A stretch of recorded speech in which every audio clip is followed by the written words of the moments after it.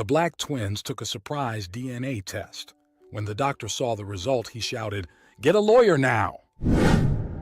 The Sunday afternoon sun filtered through the shutters of the apartment shared by Marcus and Malik Johnson. The 28-year-old African-American twins were sitting quietly in the living room, each absorbed in their own thoughts. Marcus, the older by only 3 minutes, drummed his fingers nervously on the coffee table, while Malik adjusted and readjusted the tie he would wear to court on Monday. The air was filled with anticipation and apprehension. They had decided to take a DNA test weeks ago, driven by a curiosity that had plagued them since they were teenagers. Questions about their origins, always present but rarely discussed, finally led them to seek concrete answers. "Do you think the results will arrive today?" Marcus asked, breaking the silence. Malik shrugged, trying to look unconcerned. "Maybe. Dr. Carter said it would take about 2 weeks. At that moment, as if summoned by the mention of his name, the phone rang. The caller ID showed the number of Dr. Carter's office. The brothers exchanged tense glances before Marcus answered. "Hello?" His voice shook slightly. "Marcus? This is Dr. Carter. The results of the DNA test are back. I need you and Malik to come to my office immediately. It's urgent." The serious tone in the doctor's voice made Marcus's heart race. "Has something happened, doctor?" There was a pause on the other end of the line. "We'd better discuss this in person. Please come as soon as possible." 15 minutes later, the twins were sitting in the office of Dr. Carter, a middle-aged man with kind eyes hidden behind thin-framed glasses. He watched them with an expression that mixed concern and something that seemed to be guilt. "Marcus Malik," he began, choosing his words carefully. "The results of the DNA test revealed something unexpected, something that, frankly, took me by surprise and raises serious questions about the circumstances of your birth." Malik leaned forward, his lawyerly posture emerging instinctively. "What exactly are we talking about, doctor?" Dr. Carter took a deep breath. "Your genetic markers don't match the records we have of your alleged biological parents. In fact, there is no match at all." The silence that followed was deafening. Marcus felt as if the ground had disappeared beneath his feet. Malik, on the other hand, was already analyzing the legal implications. "What does that mean, exactly?" Malik asked, his voice tense.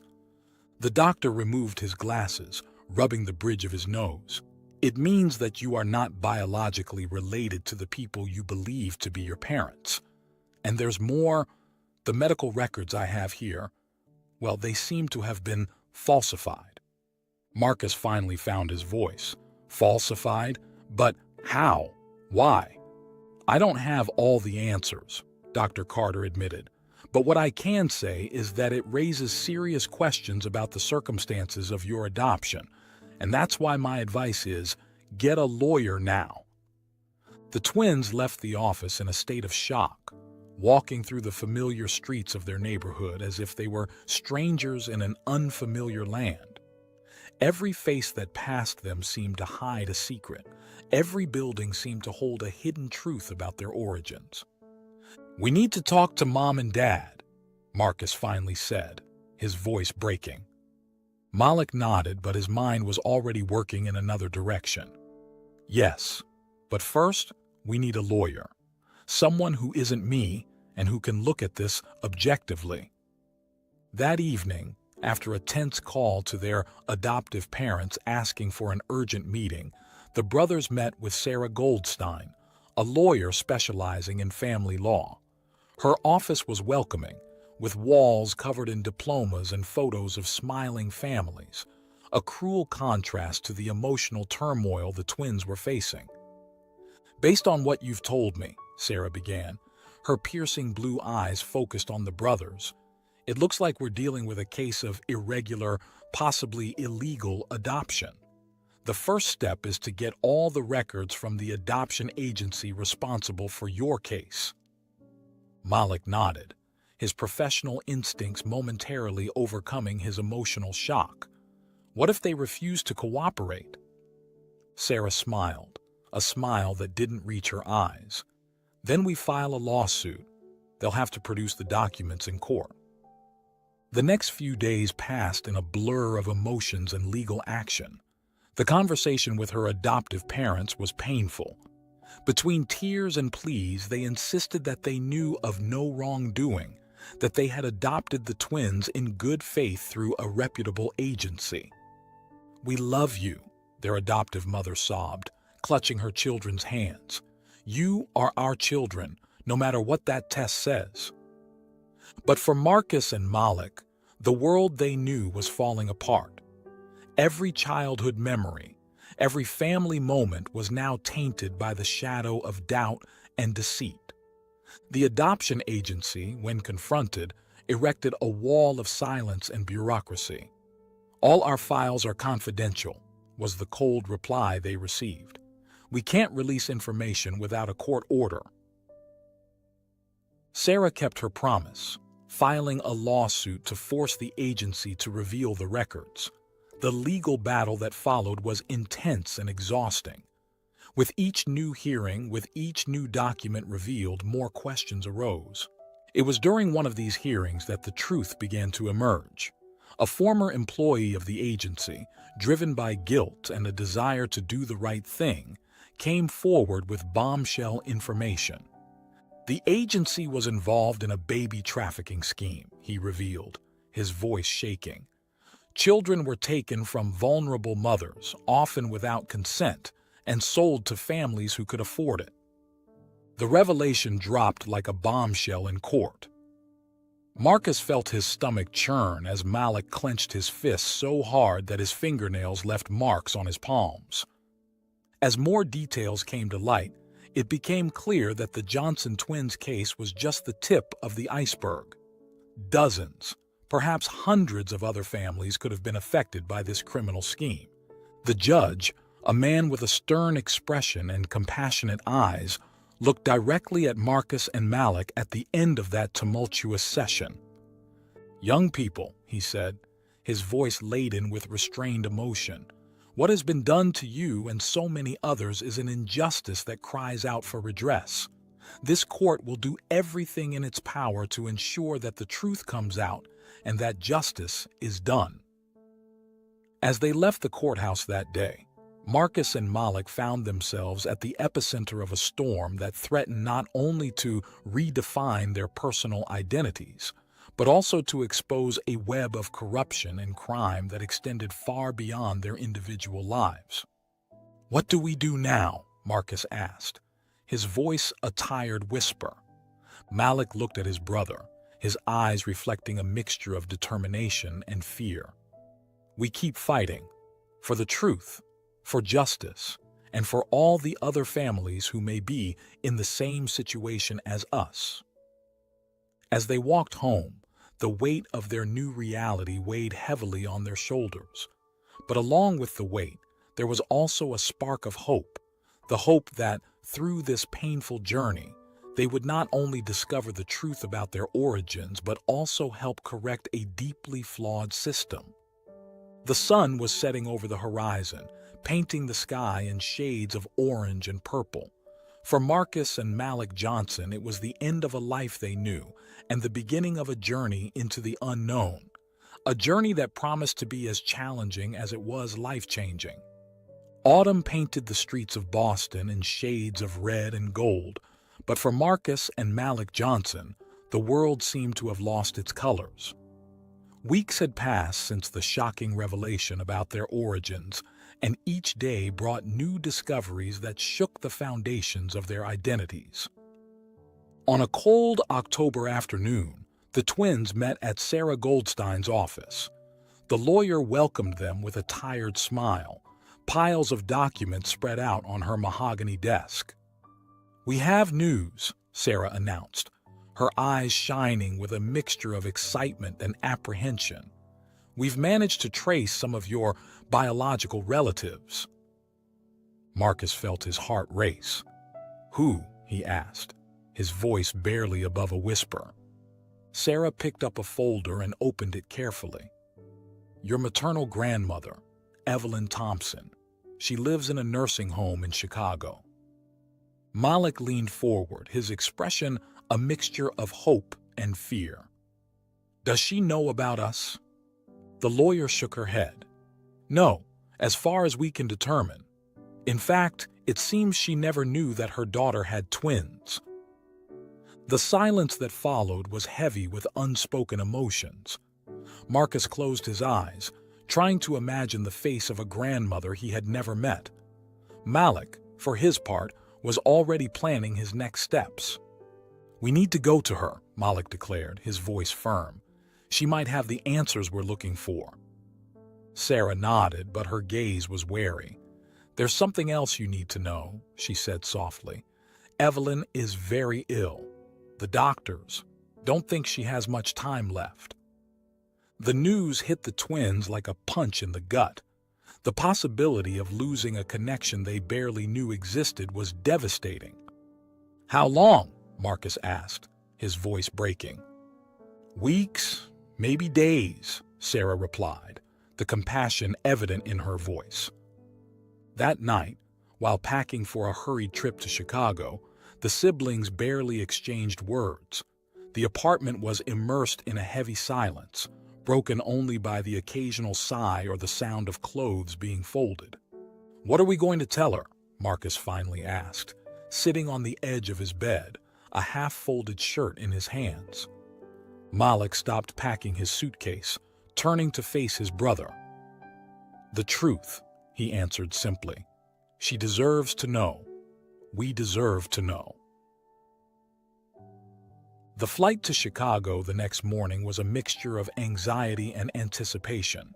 Every kilometer brought them closer to a part of their history that they had hitherto been unaware of, a piece of the puzzle of their lives that could finally begin to form a complete picture. The nursing home was a red brick building surrounded by a well-kept garden. Autumn leaves danced in the air, falling gently to the ground.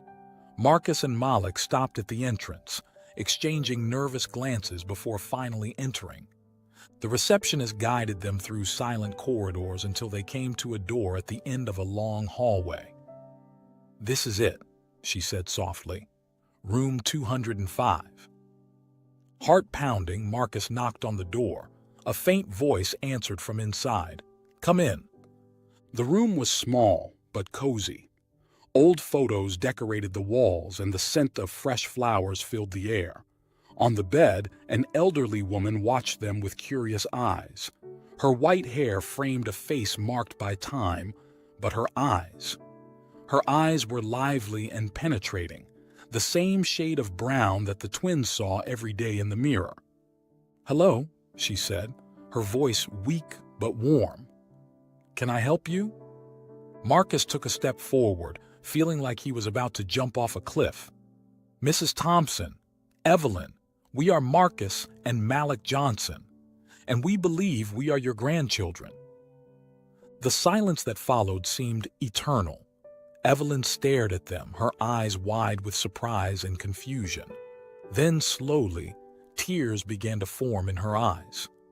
My God, she whispered. You look so much like her. Her? Malik asked gently. My Sarah, Evelyn replied, her voice trembling with emotion. My daughter, your mother. In the moments that followed, a flood of emotions and stories were shared. Evelyn told of her daughter Sarah, a bright young woman full of dreams who mysteriously disappeared almost 30 years ago. She was pregnant, Evelyn revealed, her wrinkled hands clasping those of the twins. But I never knew they were twins. She never came home. Marcus and Malik listened, fascinated and horrified as Evelyn told of years of fruitless searching, of dashed hopes and broken hearts. I never gave up, she said, her eyes shining with a mixture of sadness and determination. Every day, I prayed that one day I would know what happened to my little girl and the baby she was carrying. As the afternoon progressed, the twins shared their own story. The recent discovery about their adoption, the ongoing legal battle, the desperate search for answers. Evelyn listened attentively, occasionally wiping away a tear. "You're so brave," she finally said, her gaze full of pride. "Sarah would be so proud of you." As the sun began to set, painting the room in golden hues, Evelyn asked to see some photos. Marcus took his phone out of his pocket, showing images of them growing up, their formations, happy moments with their adoptive parents. "They seem like wonderful people," Evelyn commented, looking at a picture of the Johnson family together. Malik nodded, feeling a wave of guilt. "They are. They love us very much." "You can never have too much love," Evelyn said softly. "You're lucky to have so many people who love you." When it was time to leave, the twins' hearts were heavy. Evelyn's fragile condition was evident, and the fear that this might be the only time they would see her hung over them. "We'll come back tomorrow," Marcus promised, holding his grandmother's hand. Evelyn smiled, her eyes shining with unshed tears. "I'll be waiting. There's still so much to share, so many stories to tell." As they left the nursing home, the weight of discovery and the urgency of time pressed down on them. The newfound connection was precious, but fragile. "We need to find out what happened to our mother," Malik said, his voice determined. "For Evelyn, for ourselves." Marcus nodded, feeling a new determination growing inside him. "Yes, and we need to do it quickly. Evelyn deserves to know the truth before." He couldn't finish the sentence, but he didn't need to. The brothers exchanged a look of mutual understanding. The race against time had begun, and the answers they sought seemed to be within reach, hidden in the shadows of the past. As they walked back to the hotel, the Chicago sky darkened, the first stars beginning to shine. For Marcus and Malik, these stars seemed like a symbol of hope, points of light guiding them through the darkness of their unknown past, towards a future where the truth, however painful, would finally come out.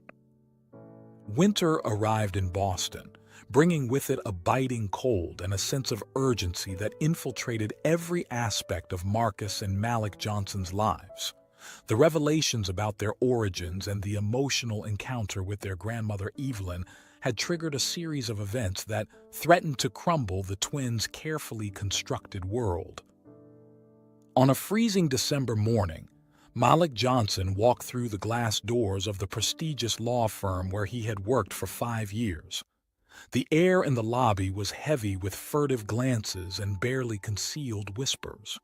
He felt the weight of these stares as he walked towards his office, his leather briefcase pressed against his chest like a shield. Before he could reach the safety of his office, the voice of Jennifer, his assistant, reached him. "Mr. Johnson, Mr. Hartley wants to see you right away." Malik closed his eyes for a moment, taking a deep breath. He knew this moment would come, but the reality was much more frightening than he had imagined. With determined steps, he made his way to the office of Richard Hartley, Malik's senior partner and mentor for the last few years. Hartley was standing by the window, watching the city below. When Malik entered, he turned slowly, his face a mask of disappointment and concern. "Malik," he began, his voice deep. "Did you see the papers this morning?"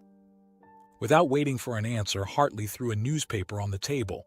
The headline screamed, "Promising Lawyer at Center of Illegal Adoption Scandal." Malik felt his blood run cold in his veins. "Richard, I can explain." "Explain what, Malik?" Hartley interrupted, his voice rising. "Explain how you kept this from us, how you allowed this firm to be dragged into this media circus."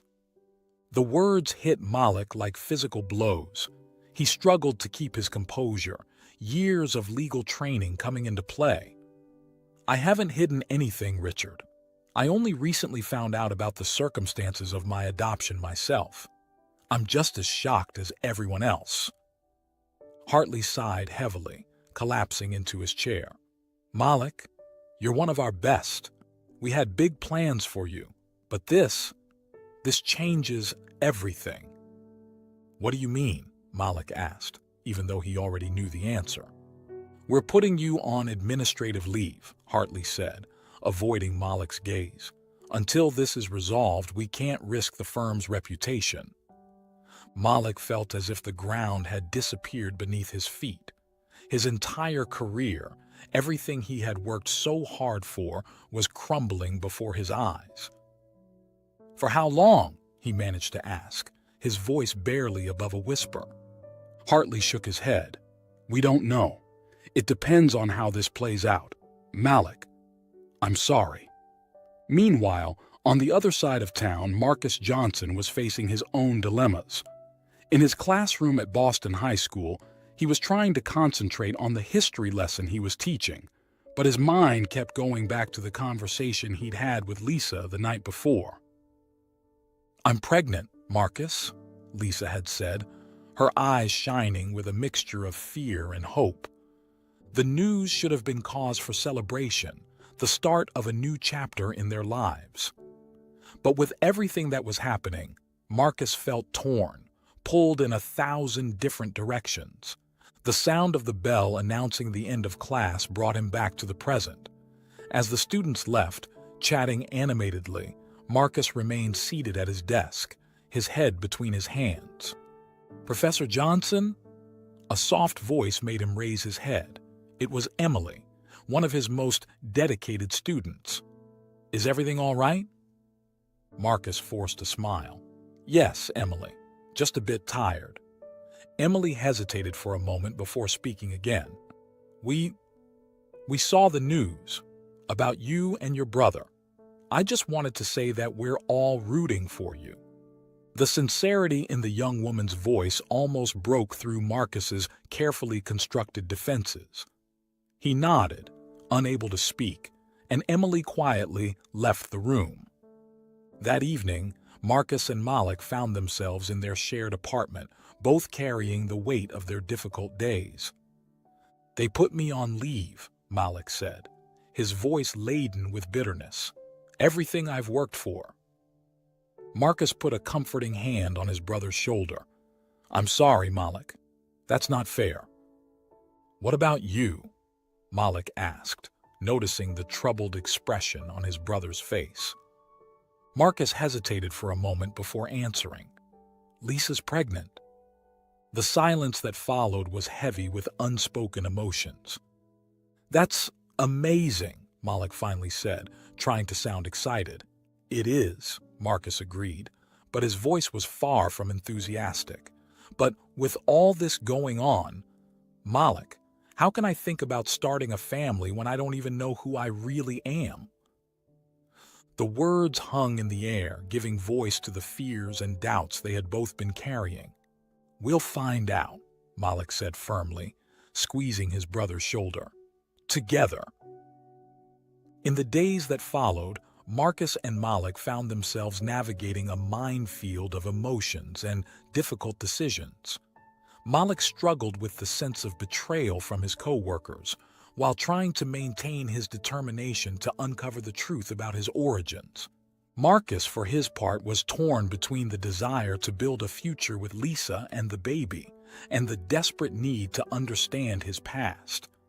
Every ultrasound, every plan for the future, was accompanied by a sense of guilt and inadequacy. The pressure from the media increased every day. Reporters followed them, shouting questions about their adoption, about the developing scandal. The privacy they had once taken for granted now seemed a distant luxury. One evening, while the brothers were sitting quietly in the living room, the phone rang. It was Sarah Goldstein, their lawyer. "We have a lead on your birth mother," she said, her voice tense with excitement. "A former employee of the adoption agency is willing to talk. He says he knows what happened to her." The news dropped like a bombshell in the small apartment. Marcus and Malik looked at each other, a mixture of hope and fear in their eyes. "When can we find him?" Malik asked, his voice trembling slightly. "Tomorrow," Sarah replied. "He only agreed to talk once. We have to take this chance." As they hung up the phone, the siblings found themselves on the brink of yet another turning point in their already tumultuous lives. The promise of answers was within reach, but with it came the fear of what those answers might reveal. "What do we do if it's something terrible?" Marcus asked, giving voice to the fears they both shared. Malik looked at his brother, his eyes reflecting a fierce determination. "We'll face it together, as we always have." That night, as the city slept around them, Marcus and Malik stayed awake, each lost in their own thoughts.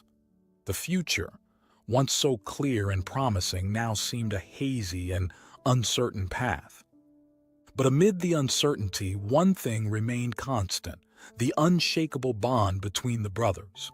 Whatever tomorrow brought, they would face it together, united by blood, shared history, and a love that transcended the circumstances of their birth. As the first rays of sunlight began to seep through the windows, Marcus and Malik prepared themselves for another day of revelations and challenges. The road ahead was daunting, but they were determined to walk it no matter the cost.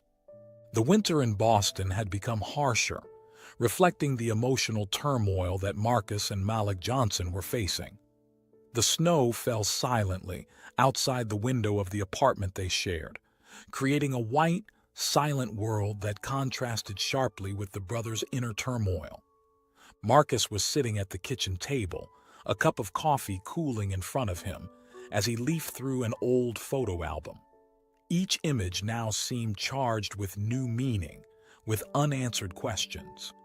He stopped at a photo of his 10th birthday, his young face beaming with happiness next to his adoptive parents. "Who am I really?" he muttered to himself, tracing the outline of his younger face with his finger. Across the room, Malik watched his brother in silence, feeling the weight of the same question. Since the revelation about his adoption and meeting Evelyn, they had both been plunged into a deep identity crisis. "I've been thinking," Malik began, breaking the silence, "about everything we've learned about our African American heritage over the years, about the struggles, the achievements, the culture, and now it's like it's all a lie." Marcus looked up from the album, meeting his brother's gaze. "It's not a lie, Malik. It's part of who we are, how we were created. But now there are more questions than answers." Malik moved closer, taking a seat next to his brother. "Have you ever wondered if our biological mother was really African American? If we have other origins that we can't even imagine?" The question hung in the air, loaded with implications. Marcus closed the photo album, feeling a wave of conflicting emotions. "Sometimes I feel like I'm betraying Mom and Dad just by thinking about it. They raised us. They loved us. But we can't deny that there's a part of us that's always been missing," Malik added softly. Just then, Marcus's phone rang, breaking the tension of the moment. It was Lisa. "Marcus," her voice sounded worried, "you need to see this. Turn on the TV, Channel 5. With a worried look at Malik, Marcus turned on the television. What they saw stunned them. A reporter was standing in front of Boston High School where Marcus taught. Sources claim that Professor Marcus Johnson, embroiled in the recent illegal adoption scandal, may have obtained his teaching position under false pretenses. School officials are investigating the authenticity of his documents. Marcus turned off the TV, feeling nauseous. "This can't be happening," he muttered, sinking onto the sofa. Malik put a comforting hand on his brother's shoulder. "Let's face it, Marcus. Together." In the days that followed, the Johnson brothers' lives became a whirlwind of emotions and challenges. Marcus was placed on administrative leave by the school, pending an investigation.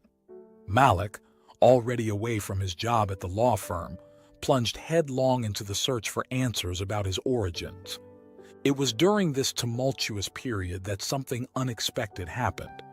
The Johnson brothers' story began to gain attention not only from the tabloid media, but also from adoption support groups and children's rights activists. One afternoon, while Marcus was walking around the neighborhood, trying to escape the suffocating confines of his apartment, he came across a surprising scene. A group of people were gathered in front of the town hall, carrying placards and banners. As he approached, he could read the messages. Justice for the Johnson brothers. Transparency in adoptions now. Everyone deserves to know their origins. Marcus stood paralyzed, watching the scene with a mixture of shock and emotion. A young woman approached him, offering a pamphlet. "We're organizing a support group for people who have been through similar situations," she explained, her gaze full of compassion. "You're not alone in this struggle." That evening, Marcus shared his experience with Malik. The brothers, who had felt so isolated in their search, suddenly found themselves at the center of a larger movement. "It's incredible," Malik reflected, leafing through the flyer. "How many other people must be going through the same thing as us?" The discovery of community support brought a new perspective to the Johnson brothers. They began attending support group meetings, sharing their experiences and listening to the stories of other adoptees in search of their origins. It was during one of these meetings that Marcus found the strength to face one of his biggest internal struggles. In front of a group of strangers who quickly became allies, he shared, "All my life, I've been proud of my African American heritage. I've studied our history, our culture. I've taught about the struggles and achievements of our people. And now, I don't know who I am anymore." An elderly woman, her eyes full of wisdom and understanding, held Marcus's hand. "My dear, your identity is not defined by your DNA alone. It is formed by your experiences, your struggles, your loves. You are no less authentic for not knowing all the pieces of your puzzle." The words touched Marcus deeply, echoing in his mind in the days that followed. He began to see his journey not as a denial of who he was, but as an expansion, an opportunity to embrace all facets of his identity. Meanwhile, Malik channeled his energy into turning his personal struggle into a greater cause. He began working with civil rights lawyers, seeking changes to adoption laws to ensure greater transparency and protection for children and families. The Johnson brothers' story continued to gain attention. Journalists, activists, and politicians began to take an interest in the case, seeing it as a symbol of a larger issue affecting countless families. One evening, as the brothers watched a report about their case on television, Malik turned to Marcus, his eyes shining with a new determination. "Do you realize what's happening, Marcus? Our story. It's not just ours anymore. We're giving a voice to so many other people who have gone through this in silence." Marcus nodded, feeling a mixture of pride and responsibility. "It's scary, but at the same time, I feel like we're finally making a difference." As winter gave way to spring, Marcus and Malik Johnson found themselves at the center of a growing movement. Their lives, once defined by the search for their personal origins, were now intertwined with a larger struggle for justice and truth. The journey was far from over. There were still many unanswered questions, many challenges to face.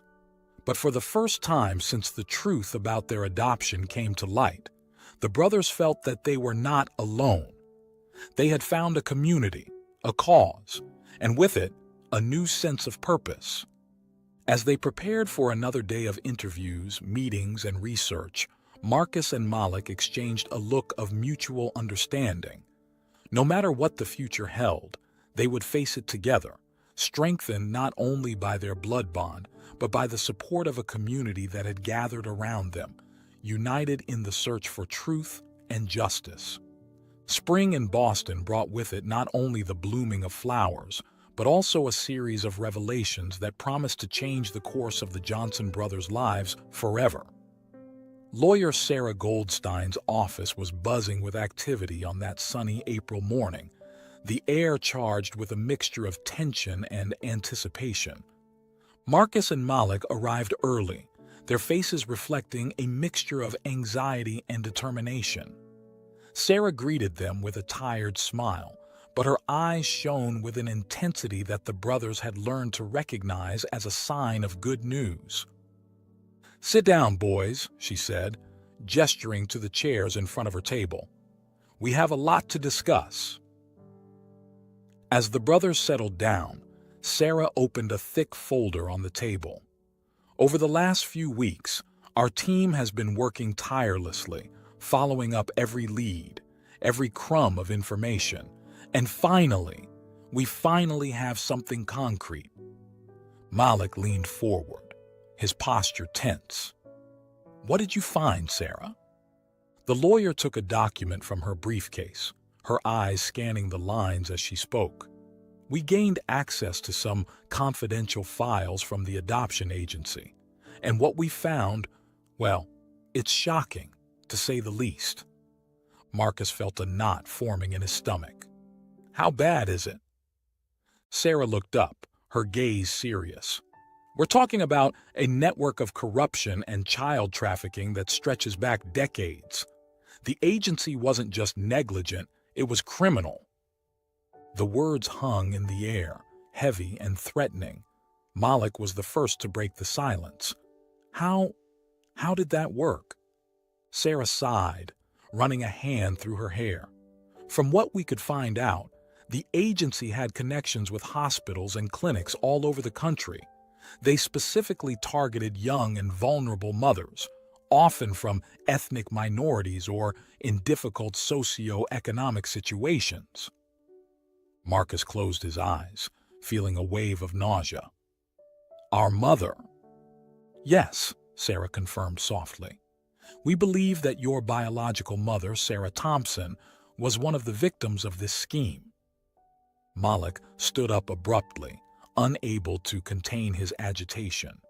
He walked over to the window, staring out at the city outside, so oblivious to the whirlwind of emotions that was consuming him. How could they? How did no one notice for so long? Sarah shook her head sadly. Money, influence, and a system that often fails to protect the most vulnerable. But now, with this evidence, we can finally expose it all. Marcus, who had remained silent, absorbing the information, finally spoke. "What about the other families? There must be hundreds." "Thousands," Sarah corrected gently. "And that's why we need to act carefully.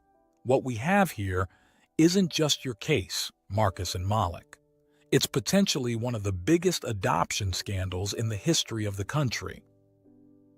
The brothers exchanged glances, the weight of responsibility falling on their shoulders.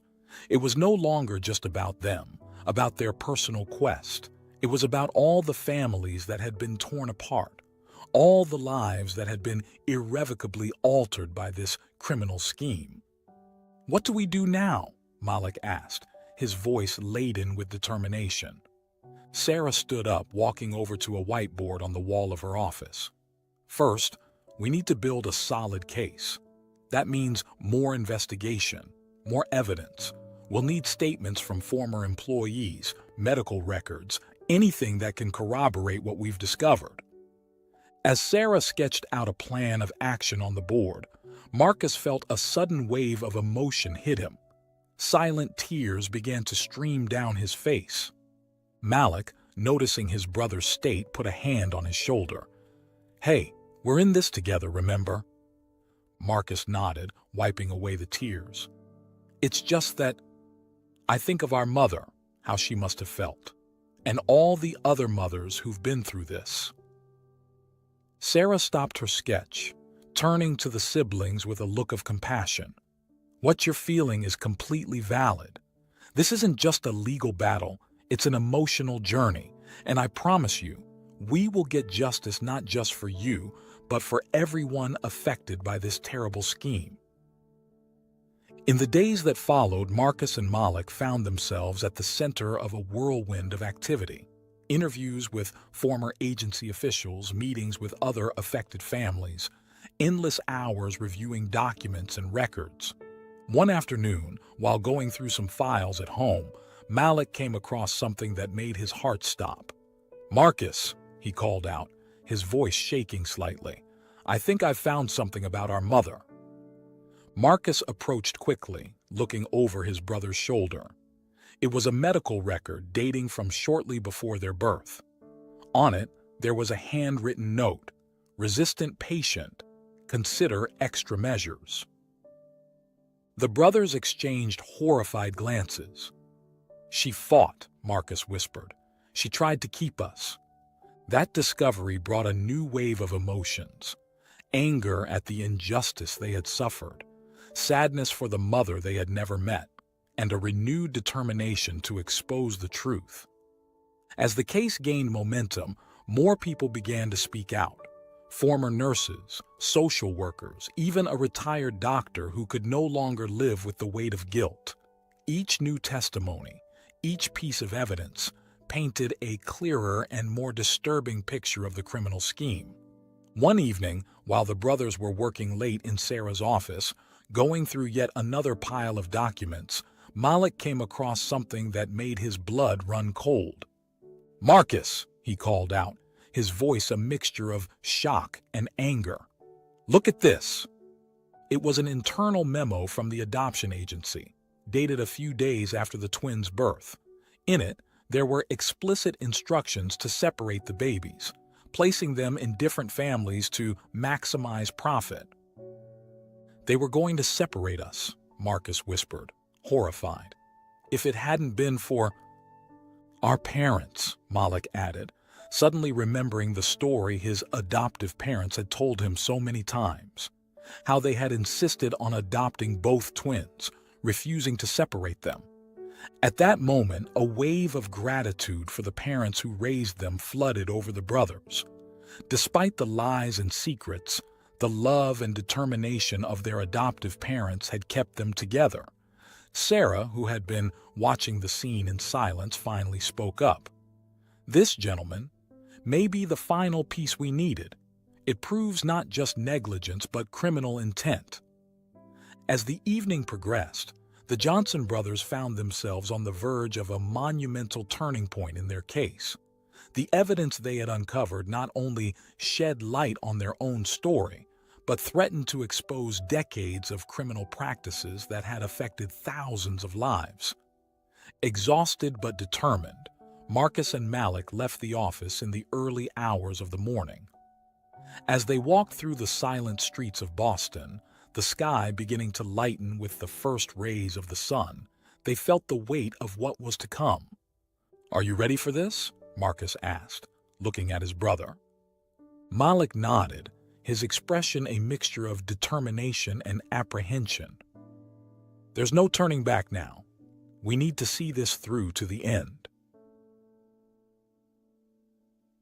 As the sun rose over the city, illuminating the skyscrapers and historic streets, the Johnson brothers prepared for the next chapter of their fight, a struggle that had begun as a personal quest for identity, but had now turned into a crusade for justice that would echo for generations.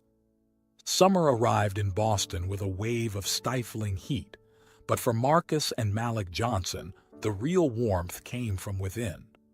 The revelations of the last few months had lit a fire in their souls, a mixture of anger, determination, and surprisingly, hope. That July morning, the brothers found themselves in the hospital room of Evelyn Thompson, their recently discovered grandmother. The air conditioning hummed softly, contrasting with the emotion-filled silence that filled the room. Evelyn, frail but with eyes sparkling with life, held her grandchildren's hands. Her voice, though weak, carried the weight of decades of repressed love. "My boys," she whispered, tears shining in her eyes. "I never thought I'd live to see this day."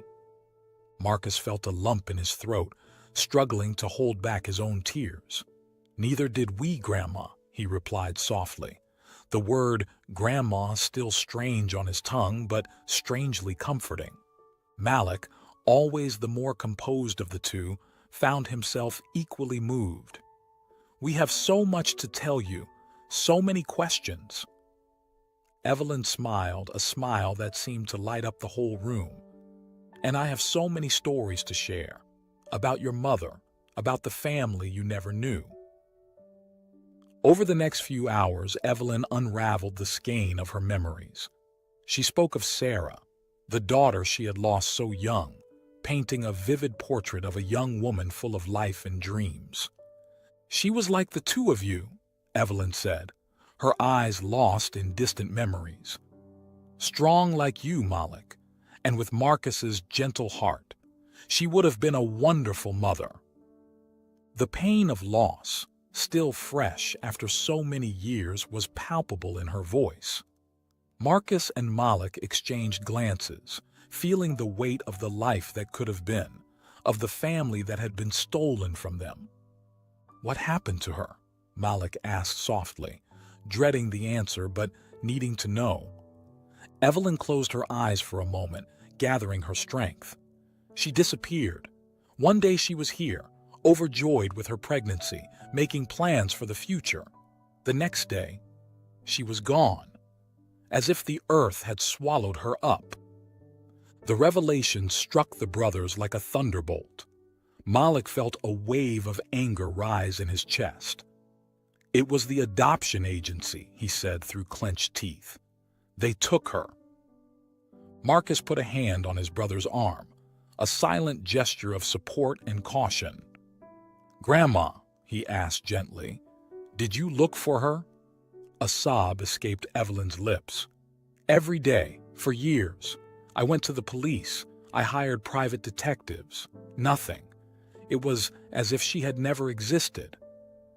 The silence that followed was heavy, laden with decades of pain and unanswered questions. But there was also something else in the air, a sense of connection, of pieces of a puzzle finally falling into place. "Grandma," Malik said softly, "we promised you. We're going to find out what happened. We'll get justice for Sarah, for our mother."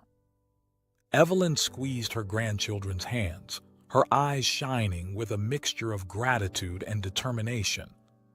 "I know you will, my darlings. You are so like her, so strong, so determined." As the afternoon progressed, the conversation flowed more freely. Evelyn shared stories of Sarah's childhood, showing old photos she had kept all these years. Marcus and Malik, for their part, told about their lives, about the adoptive parents who raised them with love. "They seem like wonderful people," Evelyn said, looking at a photo of the Johnson family. "I'm grateful to them for taking such good care of you." The mention of their adoptive parents brought a new wave of emotions to the siblings. The guilt they had felt for searching for their biological origins, the fear of hurting the people who had raised them with so much love. "I think we need to talk to them," Marcus said, looking at Malik. "Tell them everything we've found out." Malik nodded, feeling the weight of the decision. They deserved to know the truth, all of it. That night, after leaving Evelyn to rest at the hospital, the Johnson brothers met on the porch of the house where they grew up. The air was heavy with summer heat and anticipation of what was to come. Mary and John Johnson, the adoptive parents who had raised them for almost 3 decades, were waiting for them in the living room. The silence was palpable, laden with unasked questions and unspoken truths. "Mom, Dad," Marcus began, his voice trembling slightly, "we have something important to tell you." Over the next few hours, Marcus and Malik unfolded the complex tapestry of their newfound history. They talked about the corrupt adoption agency, about Sarah Thompson, the mother they never knew, and about Evelyn, the grandmother they had just met. Mary cried silently, while John held her hand, his face a mask of shock and pain. "Why didn't you tell us before?" he finally asked, his voice hoarse with emotion. Malik felt a pang of guilt. "We were afraid," he admitted. "Afraid of hurting you, of you thinking we didn't love you." Mary stood up then, pulling her two sons into a tight embrace. "Oh, my boys," she sobbed. "We always knew this day would come. We always knew that you might want to know about your origins." John joined in the hug, his own tears finally falling. "We love you. Nothing will change that. You are our children, no matter what." At that moment, wrapped in the embrace of their adoptive parents, Marcus and Malik felt a wave of relief and love wash over them. The truth, as painful as it was, had finally been revealed, and the love of their adoptive family remained unwavering. When they finally parted, Mary looked at her children with determination in her eyes. "What can we do to help? How can we support you on this journey?" Marcus and Malik exchanged looks of surprise and gratitude. You want to help us?" Malik asked incredulously. John nodded firmly. "Of course we do. We're a family, and families stick together no matter what." That night, sitting in the living room of the house where they grew up, surrounded by the unconditional love of their adoptive parents, Marcus and Malik felt a profound change within themselves. The search for their origins, which had previously seemed to threaten the family ties they knew, now strengthened them in unexpected ways.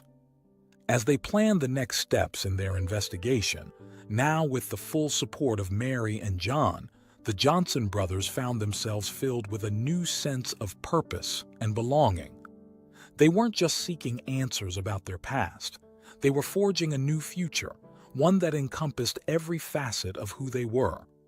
The road ahead was still long and uncertain, but now they knew they were not alone. With the love of two families, one by blood and one by choice, to support them, Marcus and Malik were ready to face any challenge that came their way. When they finally went to bed that night, exhausted but with full hearts, the brothers shared a look of mutual understanding. The journey they had begun in search of their origins had turned into something much bigger. It was a journey of reconciliation, of healing, and above all, of love. And while the Boston summer continued outside, warm and vibrant, inside the Johnsons' home, a new season of hope and family unity had begun. Autumn arrived in Boston with an explosion of color, the trees along the Charles River painted in shades of red, orange, and gold. For Marcus and Malik Johnson, this change of season seemed to reflect the transformation in their own lives. After months of intense investigation, painful revelations, and exciting reconciliations, they were on the brink of a discovery that promised to change everything. Sarah Goldstein's office was filled with tension that October morning. Marcus and Malik arrived early, accompanied by their adoptive parents, Mary and John, and by Evelyn, their biological grandmother, who had insisted on being present despite her failing health. Sarah welcomed them with a tired smile, but her eyes shone with an intensity that the brothers had learned to associate with great news. "Sit down, all of you," she said, gesturing to the chairs arranged in a semicircle in front of her table. "We have a special guest today." Before anyone could ask, the door opened and Dr. Carter walked in. The doctor who had started this whole journey months ago seemed to have aged years since the brothers had last seen him. His face was marked by worry lines and his eyes carried a weight that went beyond physical tiredness. "Dr. Carter," Malik asked, confused, "what's going on?" The doctor took a deep breath, looking at every face in the room before speaking. "Marcus, Malik, there's something I need to tell you, something I should have told you a long time ago." The silence that followed was palpable, filled with anticipation and apprehension. Marcus felt his adoptive mother's hand squeeze his, a silent gesture of support. I'm your uncle," Dr. Carter finally said, his voice cracking with emotion. "Your biological mother's brother, Sarah." The revelation dropped like a bomb in the room. Evelyn let out a muffled scream, her hands shaking as she covered her mouth. Marcus and Malik were paralyzed, unable to process the information. How is that possible? Malik finally managed to ask, his voice barely above a whisper. Dr. Carter, now revealed to be the twins' uncle, sank into a chair, the weight of decades of secrets finally bearing down on him. I was young when Sarah disappeared, just a medical student.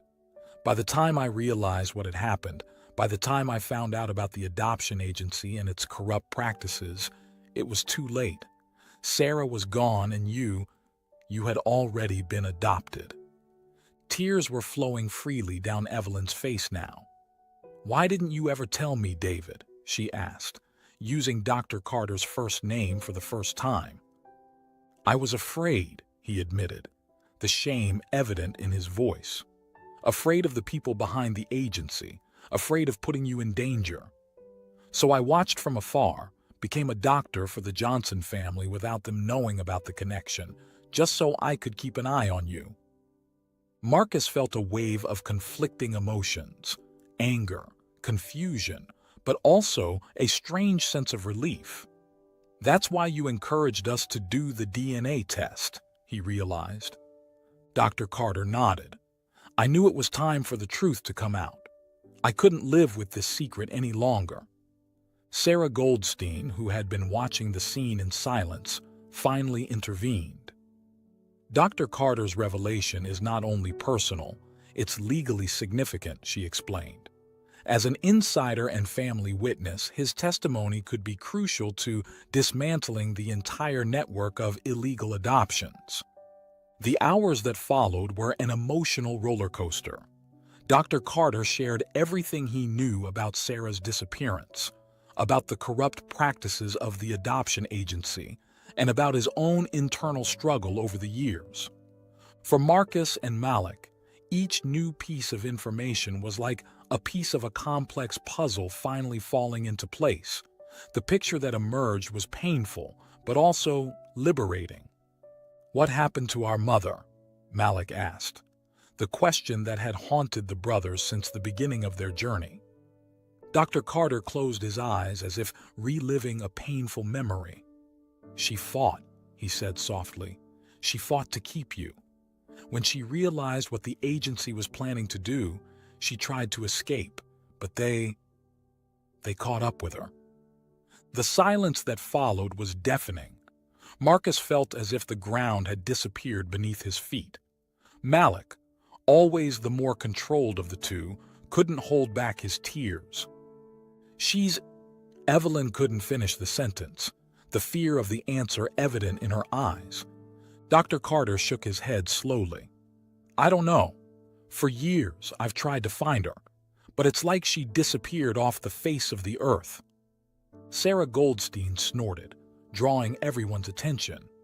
With Dr. Carter's information and the evidence we've gathered, we have a solid case, not just to expose the agency, but to start an official search for Sarah Thompson. The days that followed were a whirlwind of activity. Testimonies were given, evidence presented, and the press soon picked up the story. The scandal exploded to national proportions, exposing decades of corrupt practices and bringing hundreds of similar cases to light. For Marcus and Malik, it was as if the world they knew was falling apart and being rebuilt at the same time. With each new revelation, with each family reunited, they felt a mixture of grief for what they had lost and hope for what they could gain. A week after Dr. Carter's revelation, the Johnson brothers met again in Sarah Goldstein's office. The atmosphere was different now. There was a sense of completion in the air, mixed with anxious anticipation. The judge issued the final decision today, Sarah announced, a tired but satisfied smile on her face. The adoption agency will be closed down permanently. Everyone involved in the illegal schemes will be prosecuted. And most importantly, she paused, looking directly at Marcus and Malik. A federal investigation has been authorized to locate Sarah Thompson. The news was greeted with a mixture of tears and smiles. Evelyn hugged her grandchildren, sobbing with relief and renewed hope. Mary and John, the adoptive parents who had been by their children's side every step of the way, exchanged looks of pride and love. That evening, as the family gathered for a celebratory dinner, Marcus found himself observing the scene around him. His adoptive family, who had raised him with so much love, his biological grandmother, a connection to a past he barely knew, and his brother, Malik, the only constant in a life full of uncertainty. "What are you thinking about?" Malik asked quietly, noticing his brother's distant gaze. Marcus smiled, feeling a wave of emotion wash over him. "How lucky we are," he replied.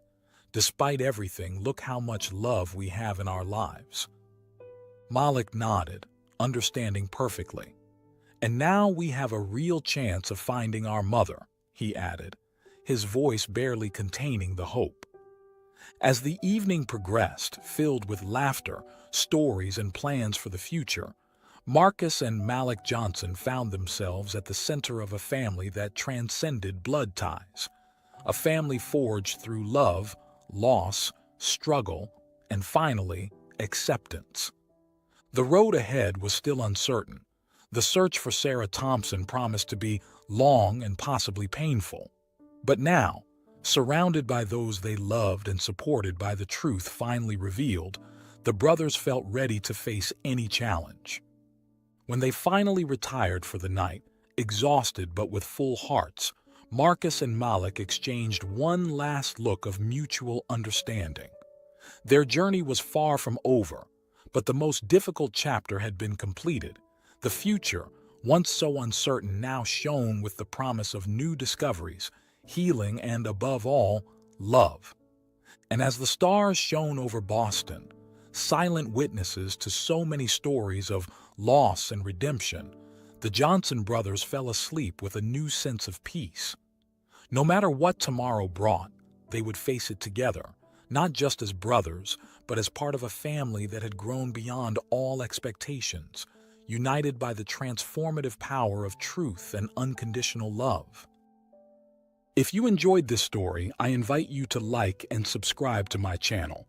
Your support motivates me to keep sharing exciting stories nearly every day. Don't miss the next amazing story that's about to unfold on your screen. I greatly appreciate your backing.